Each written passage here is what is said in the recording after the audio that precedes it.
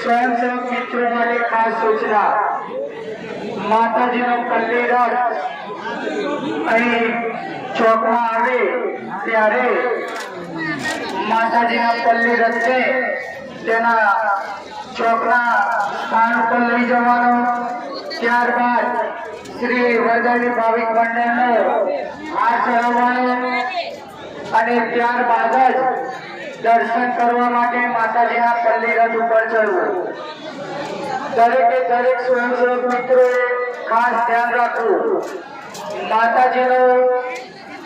પલ્લી રથ ઉપર દર્શન કરવા ચડો એટલે વારા પરથી દર્શન કરીને ઉતરી જવાનું રહેશે। માતાજીનો જે શણગાર કરેલો છે એ શણગાર